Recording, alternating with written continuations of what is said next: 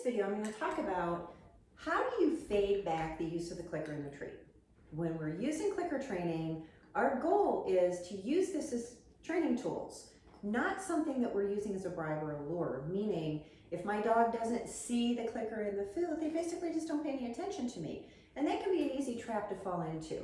Bribing and luring means that you're constantly showing them food to get them to do something. You put it on their nose and ask them to sit, or pull it towards you to get them to come, shake a box of milk bones, a container of treats. All of those things can be very, very hard to fade out of your training.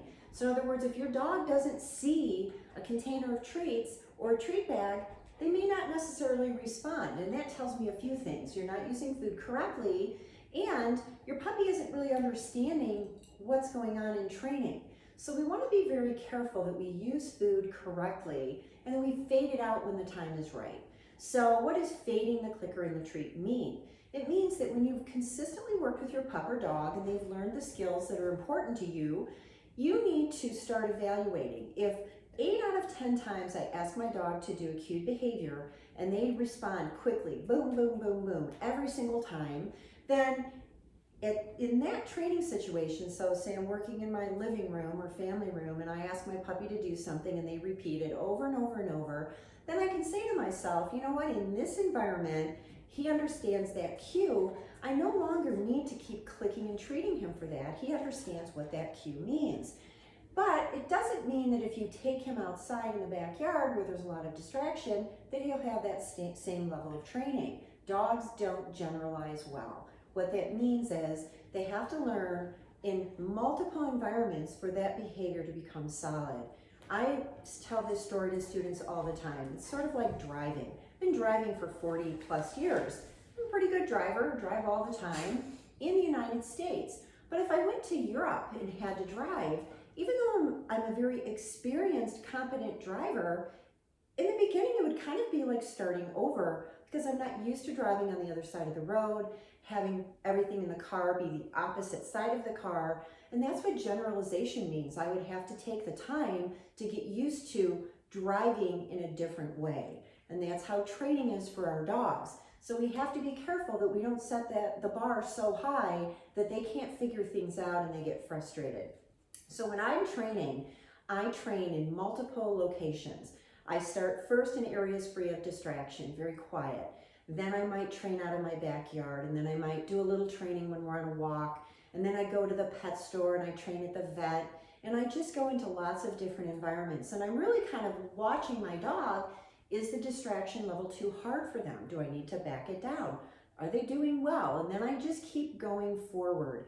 The goal in training is not to throw your dog into really challenging situations and expect them to perform, because it may not work out very well and it can be very overwhelming for your dog. We want slow, steady progress going forward. We're not looking for perfection. And just because my dog's a rock star at home in my family room doesn't mean he's going to perform the same way at the vet clinic or if I take him for a walk somewhere.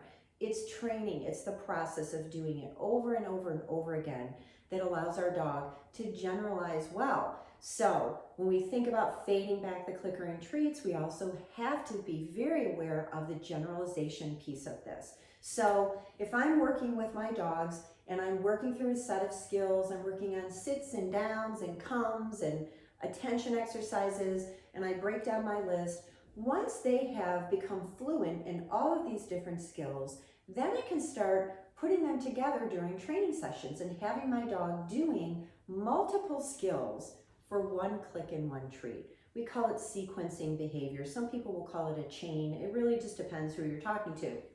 But I can give it a quick nickname. I'm going to do a 2 for 1, a 3 for 1, a 4 for 1, meaning 2 behaviors for one click and one treat, 3 behaviors for one click and one treat. Now I have my dog working a little bit harder to get a click and a treat. I'm no longer clicking and treating every single behavior that they do. This allows us to progress in our training, and I'm gradually fading this out because now he's working harder to get a single click and a treat. That allows me to gradually fade this out of training. So what happens when the day comes where your dog is doing great and you've started to fade back or fade out the clicker and the treats? It doesn't mean the reinforcement should stop. What it means is you're kind of shifting now into more life rewards. Those are things such as petting and praise and toys and walks and tug of war and chasing tennis balls, whatever is reinforcing to your dog. We should not decide for our dog what is reinforcing to them. Meaning, if you don't have a dog who really loves a belly rub, then don't use it as a reward, because to him it's not reinforcing.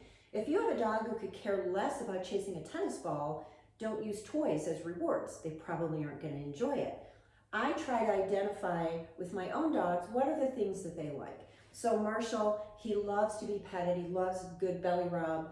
He also loves to chase his specific toys called a bumper. He'll chase it in the water. He'll chase it on land. He likes to tug occasionally, but I have to make sure it's reinforcing to him if I'm going to use it as a reward. So when I fade out the clicker and the treats, I then start using play as some training with him. So I'll take him out in the yard with his bumper.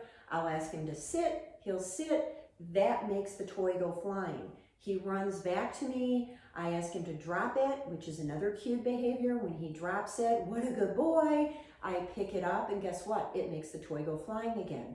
So now I'm using toys and play as reinforcement for training. So training and play really are one of the same things at my house. You know, I combine a lot of things. So all the interactions I have with my dogs are to reinforce nice behavior, reinforce polite greetings, to just constantly reward them for the behaviors that I would like them to keep repeating for the rest of their life and that make them enjoyable to live with. So when you start working on fading back the clicker, you want to start very simply with just some simple cues that your dog already knows. You don't want to start throwing variable things in there. Ask them to do something you haven't trained them to do. So I start with pretty simple exercises. So I'm going to get Marshall to wake up here because he's starting to fall asleep. Release. Get your toy. And retreat. So once I have him up, I'm going to do a 2-for-1. Marshall, sit. I asked him his name. I didn't click the name. I then asked him to sit. As soon as he sat, click and a treat. So that's a 2-for-1. I'm only clicking the last cue that I gave him. So again, Marshall, sit. 2-for-1. Say their name. They look up at you. Immediately ask them for another cue or cue them to do something else. Then you click and treat that behavior. This time, I'm going to make it a 3-for-1. So I'll get Marshall to move. Marshall, sit. Release. Now he did a 3-for-1. Say your name, sit, release, which is his word that says he can move. 3 cues for 1 click and 1 treat. Marshall, sit, stay, release. Now he's done 4 behaviors for 1 click and 1 treat. These are training sessions that you can just keep increasing the behaviors that you ask him to do. So in this one, we'll say, Marshall, sit, release, sit, release. Quite a few in a row. I'm just kind of firing them off. Boom, boom, boom. Again, I'm asking him to do behaviors that he's very fluent in. I know he's going to respond. But now you can see him. He's really watching me. What's she going to say next? What's coming next? So now I have him very engaged in training. I also have him following multiple cues for 1 click and 1 treat. So when you start the process of gradually fading back the clicker, you want to keep it simple. You want to cue them to do behaviors that they already know that they're doing really well. You want to train them in a quiet area. You don't want to start doing this in a highly distracted environment. But as they get better, you can start adding in whatever cues you've taught them. Sits and downs and stays and comes and leave-its. If you taught them a trick, you could have them sit and shake and whatever you want to do. Just make sure it's a trained cue. Don't throw some wild card in there. He doesn't know, for example, roll over. So I would never say, hey, Marshall, sit down, roll over. He would just look at me like I'm nuts. So keep it simple. Keep it to behaviors that your pup already knows. The goal is not to make this go away. It isn't, oh, in 3 weeks, no more treats. I reward my dogs their entire life. If they come running in from the backyard, every single time they get a treat when they step into the door. Our goal in training is not to cut off reward. It's just to start shifting them a little bit.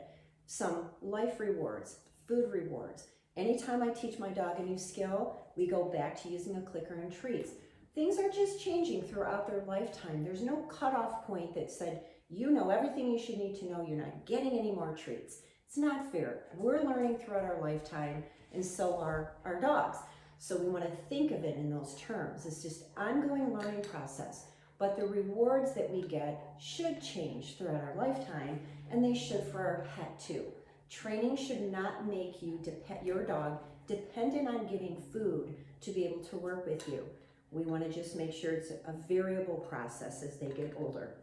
So have fun training, and just keep in mind, we're just keeping a slow, steady pace forward. We're not looking for that cutoff point where we say our dog is done training. Training is for a lifetime.